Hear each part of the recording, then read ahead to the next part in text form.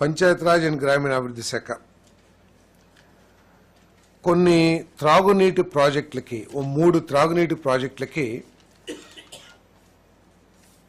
చాలా కాలం ప్రాజెక్టులు డిలే అవటం మూలంగా గత ప్రభుత్వంలో తీసుకున్న నిర్ణయాలు కానివ్వండి, లేకపోతే అలసత్వం కానివ్వండి, లేకపోతే బాధ్యతారహితం కానివ్వండి, ఈ ప్రాజెక్టులు డిలే అయిపోయి ప్రాజెక్టులు ముందు సాగించలేని పరిస్థితి కనపడటం మూలంగా జియో 62 ద్వారా ఈ ఏదైతే ప్రైజ్ అడ్జస్ట్మెంట్ ఉంటుందో ఈ ప్రాజెక్టులకి ఇచ్చే కార్యక్రమం చేయబోతున్నాం.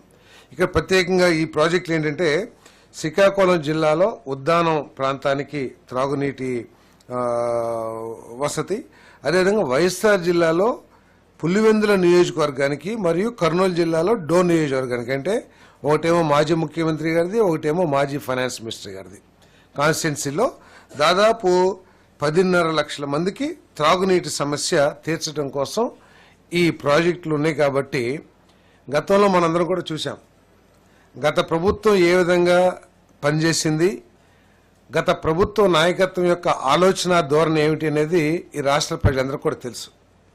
అనేక ప్రాజెక్టుల్ని ఆంధ్రప్రదేశ్ తలరాత మార్చగలిగే ప్రాజెక్టులు, అనేక ప్రాజెక్టుల్ని కేవలం రాజకీయ దురుద్దేశంతో, ఒక క్రూరమైన ఆలోచనతో, కేవలం చంద్రబాబు నాయుడు గారికి తెలుగుదేశం పార్టీకి ఎక్కడ పేరు వస్తుందో అనే ఉద్దేశంతో ఆ ప్రాజెక్టుల్ని నాశనం చేసిన పరిస్థితులు మనందరం కూడా చూసాం.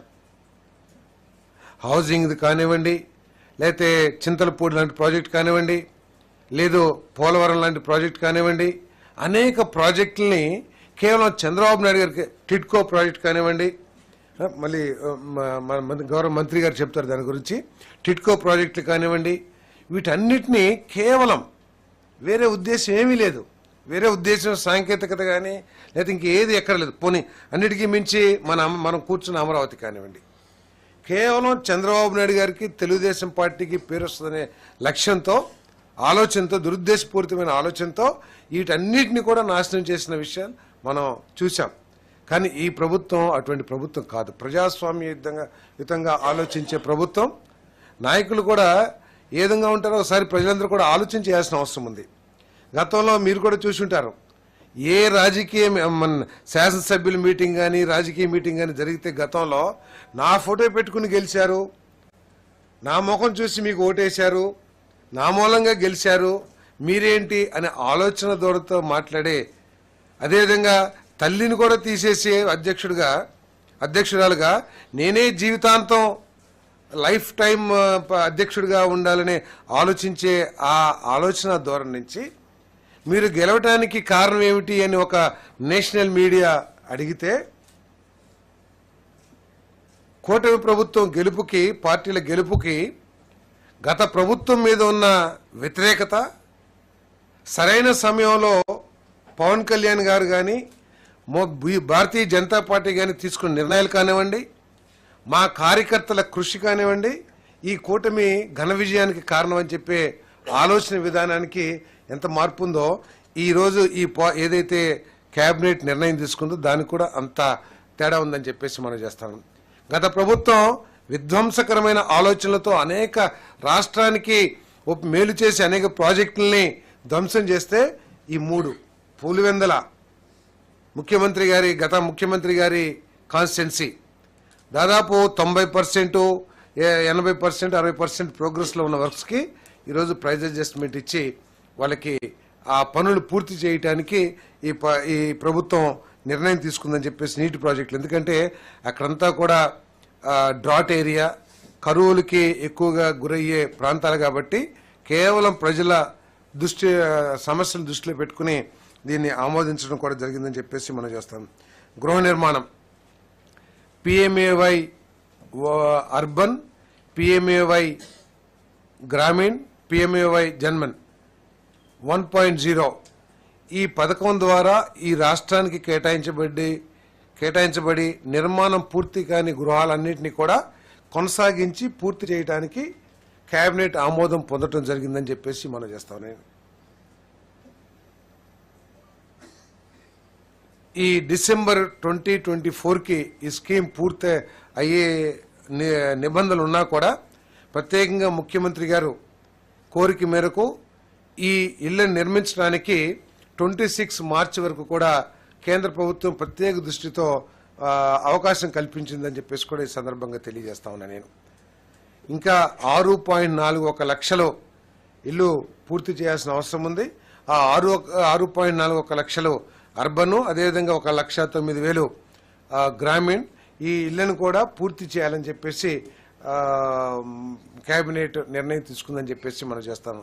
ఇప్పటి వరకు ఏదైతే మెటీరియల్స్ విధానం కానివ్వండి, లేదా 3 ఆప్షన్స్ కానివ్వండి నిర్మాణంలో, ఆ విధానాలని కూడా ఆ విధానాల్లోనే కొనసాగించాలని చెప్పేసి కూడా ఈ కేబినెట్ ఆమోదం తెలిపిందని చెప్పేసి ఈ సందర్భంగా తెలియజేస్తా ఉన్నాను నేను. అమరావతి రాజధాని ఏదైతే ఉందో 2014-19లో అనేక వర్క్స్ని టేకప్ చేసి కొంతమేరకు తీసుకురావడం జరిగింది. అయితే గత ప్రభుత్వం 3 ముక్కలు ఆటాడి ఆ యొక్క అమరావతి రాజధాని పక్కన పడేసింది. అయితే ఈ ప్రభుత్వం వచ్చిన తర్వాత ఈ 6 నెలల్లో దానికున్న అనేక అడ్డంకులు, లీగల్ విషయాలు కానీ ఇవన్నీ కూడా యాక్చువల్గా దానికి డిఫరెంట్ కమిటీలు సీఈలతో, ఎందుకంటే గత 5 సంవత్సరాల్లో పనులు ఆగిపోయినాయి. పని వాళ్ళని క్యాన్సిల్ చేసి డ్రాప్ చేశారంటే చేయలే, ఏజెంట్లు అట్నే ఉంచేశారు. ఏజెంట్లు అలా ఉంచేశారు, వాళ్ళ ఇన్ఫ్రాస్ట్రక్చర్ ఇక్కడే ఉండిపోయింది, క్లోజ్ చేయలేదు. అయితే 5 సంవత్సరాల తర్వాత ఇప్పుడు చేయమంటే వాళ్ళు 5 సంవత్సరాల క్రితం 2017, 18, 19 ఇచ్చిన టెండర్లు ఇప్పుడు చేయలేమని వాళ్ళు చెప్పటం, దాని మీద అది క్లోజ్ చేయడానికి నిర్ణయించుకుని కమిటీ వేసాము. ఆ కమిటీని 24వ తేదీ 7వ నెలలో సీఈలతో కమిటీ వేస్తే ఆ కమిటీ డిస్కస్ చేసి 30/10/24 అక్టోబర్ 30వ తేదీ సబ్మిట్ చేయడం జరిగింది. దాన్ని 27/11 యాక్చువల్గా అది క్యాబినెట్ అప్రూవ్ చేసింది. చేసిన తర్వాత దాని ప్రకారం వాళ్ళందరితో యాక్చువల్గా అధికారులు డిస్కస్ చేసి వాళ్ళ యొక్క అగ్రిమెంట్లన్నీ యాక్చువల్గా క్లోజ్ చేయడం జరిగింది. ఎవరైతే అమరావతి రాజధానిలో రోడ్లు కావచ్చు, రోడ్లలో ట్రంక్ రోడ్స్, మెయిన్ రోడ్స్, అదేవిధంగా లేఅవుట్ రోడ్స్, అదేవిధంగా 3,600 బిల్డింగ్స్, ఇవన్నీ కూడా యాక్చువల్గా క్లోజ్ చేయడం జరిగింది. అయితే ఇప్పుడు మళ్ళా వాటికి టెండర్ పిలవటానికి అధికారులు 18 వర్షని 11,471 కోట్లతో 11,470 కోట్లతో యాక్చువల్గా ఎస్టిమేషన్ వేశారు. నేను అథారిటీకి పెట్టారు, అథారిటీ అప్రూవ్ చేసింది. ఇవాళ క్యాబినెట్కి పెడితే క్యాబినెట్ అప్రూవ్ చేయడం జరిగింది. అయితే ఇందులో యాక్చువల్గా అప్పుడు రేట్లకి ఇప్పుడు రేట్లకి తీసుకుంటే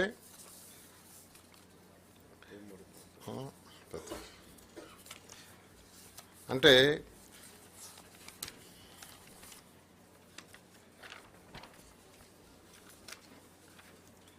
రేట్ల పరంగా ఈరోజు అంటే డ్యామేజ్ జరిగింది. వాడు చేసిన రోడ్లు అట్నే వదిలేశారు, ఇదంతా ఒక అడవిలాగా తయారైపోయింది. కొందరు రోడ్లు తవ్వుకొని మెటల్ కూడా తీసుకుపోయారు, కొందరు అపార్ట్మెంట్ కట్టి దాంట్లో కొన్ని డోర్స్ అవి కూడా తీసుకుపోయారు, ఇవన్నీ ఏసీలు తీసుకుపోయారు. ఇవన్నీ ఎస్టిమేషన్ వేస్తే 268.78 కోట్లు డ్యామేజ్ జరిగింది. 286.78 లక్షలు. ఇందులో ఎక్కువగా ఈ ట్రంక్ రోడ్స్ అండ్ యుటిలిటీస్ ఏదైతే రోడ్లు వేసారో మేజర్ రోడ్స్, వాటిల్లోనే 151 కోట్లు డ్యామేజ్ జరిగింది. ఈ విధంగా యాక్చువల్గా వీటిలన్నింటినీ ఎస్టిమేట్ చేయడం జరిగింది. తర్వాత జిఎస్టీ అప్పుడు యాక్చువల్గా టెండర్లు పిలిచినప్పుడు వ్యాట్ ఉండింది, అది తర్వాత జిఎస్టీగా రావటం జరిగింది. ఆ డిఫరెన్స్ 452.35 అంటే 452.35 లక్షలు జిఎస్టీ పెరిగింది. ఇప్పుడు టెండర్లు పిలవటం వల్ల 452.35 లక్షలు అంటే 6.12%. అదేవిధంగా అడిషనల్ ఐటమ్స్ పెట్టారు, అంటే బిల్డింగ్లో వాటిలో అటకలన్నీ అవన్నీ యాక్చువల్గా ప్రపోజ్ చేశారు. అది 481.38 కోట్లు, 481.38 లక్షలు. అది 6.51%, 6.51. ఇప్పుడు ఏదైతే రేట్లు యాక్చువల్గా అప్పటికిప్పటికి రేట్లలో తేడా ఉంది. ఎస్ఓఆర్ రేట్లు తీసుకుంటే అప్పటికిప్పటికి ఉన్న తేడా అంటే ఎవ్రీ ఇయర్ యాక్చువల్గా సిఈల కమిటీలు డిసైడ్ చేస్తుంటారు ఇరిగేషన్ డిపార్ట్మెంట్ నుంచి. వాళ్ళు చేసిన ప్రకారం ఈరోజు అంటే 7,391 కోట్ల 65 లక్షల వర్క్ మిగిలింటే, అంటే అప్పుడు 2014-19లో పిలిచిన టెండర్లలో ఇంతవరకు మిగిలింది 7,391 కోట్ల 65 లక్షలు. దానికి ఇప్పుడు టెండర్లు పిలిస్తే అడిషనల్గా 2,507 కోట్ల 42 లక్షలు రేట్లు పెరిగినందువల్ల పెరిగింది. రేట్లు అది 33.92%. ఎస్ఆర్ రేట్లు అంటారు, అవి ఇరిగేషన్ డిపార్ట్మెంట్ టోటల్ కమిటీ నిర్ణయిస్తుంది. అంటే కంకరకు కానీ స్టీల్కి కానీ సిమెంట్కి కానీ ఎవ్రీ ఇయర్. దాని ప్రకారం ఇప్పుడు వేస్తే 2,507 కోట్ల 42 లక్షలు, అంటే 33.92%. అదే ఇప్పుడు కానీ కంప్లీట్ చేస్తుంటే ఇది సేవ్ అయ్యిండేది, ఆ డ్యామేజ్ అయ్యిండేది కాదు. గత ప్రభుత్వం చేసిన నిర్వాహం వల్ల ఈరోజు ఇది 18 వర్క్స్కే, ఇంకా మిగతా వర్క్స్ ఉన్నాయి. ఇప్పుడు ట్రంక్ రోడ్స్ యూటిలిటీస్ అంటే 360 కిలోమీటర్ల ట్రంక్ రోడ్స్ ఉన్నాయి. వాటిలో కొన్ని ప్యాకేజీలు తీసుకుంటే 1,629 కోట్ల వరకు మిగిలిపోతే ఇప్పుడు ఎస్టిమేషన్ వేస్తే 460 కోట్లు పెరిగింది. ఏది రేట్లు పెరిగినాయి. దేనివల్ల? బెటల వల్ల కావచ్చు, ఎర్త్ వర్క్ వల్ల కావచ్చు, సిమెంట్ వల్ల కావచ్చు, కంకర వల్ల కావచ్చు, ఇలా బెటమిన్ వల్ల కావచ్చు. ఒక బెటమినే తీసుకుంటే యాక్చువల్గా పర్ టన్ 83.33% ఉంది. అప్పటికిప్పటికి 83.33%. ఈ విధంగా ఎస్టిమేషన్ వేశారు. అయితే ఇవన్నీ నష్టాలన్నీ జరగడానికి కూడా గత ప్రభుత్వం చేసిన ఆ విధ్వంసం, ఏదో ఒక విధంగా ఈ రాష్ట్రంలో అమరావతి రాజధాని రాకూడదు అనే ఉద్దేశం చేశారు. ఈరోజు అమరావతి రాజధానిలో 360 కిలోమీటర్ల ట్రంక్ రోడ్స్, మొత్తం ట్రంక్ రోడ్స్ అంటే మెయిన్ రోడ్స్ యాక్చువల్గా. అదేవిధంగా 1,200 కిలోమీటర్ల లేఅవుట్స్ రోడ్స్ ఉన్నాయి. అదేవిధంగా 3,600 అపార్ట్మెంట్లు హౌసెస్, 3,600 మొత్తం యాక్చువల్గా. అంటే 3,600 మంది అధికారులు ఉండటానికి యాక్చువల్గా కట్టడం జరిగింది. అందులో మేజర్ వర్క్ అయిపోయింది, ఇంకా మైనర్ వర్క్ ఉంది. అదేవిధంగా 5 టవర్స్, అడ్మినిస్ట్రేటివ్ టవర్స్ 5 టవర్స్. అదేవిధంగా అసెంబ్లీ బిల్డింగు, తర్వాత హైకోర్టు బిల్డింగు, ఇవన్నీ కూడా యాక్చువల్గా పూర్తి చేయాల్సింది. ఏదేమైనప్పటికీ ఈ యొక్క లీగల్ ఇష్యూస్ అన్ని, టెక్నికల్ ఇష్యూస్ అన్ని ఓవర్కమ్ అయ్యాం కాబట్టి ఈ మంత్ ఎండింగ్ లోపల మ్యాక్సిమం టెండర్స్ అన్ని పిలిచి నెక్స్ట్ మంత్ నుంచి వర్క్ టేకప్ చేయడం జరుగుతుంది. రాబోయే 3 సంవత్సరాల్లో ఇవన్నీ కంప్లీట్ చేసి ప్రపంచంలో టాప్ 5 రాజధానిలో ఒక రాజధానిగా ఏదైతే ముఖ్యమంత్రి గారు మా టార్గెట్ ఇచ్చారో ఆ టార్గెట్ ప్రకారం చేయడం జరుగుతుంది.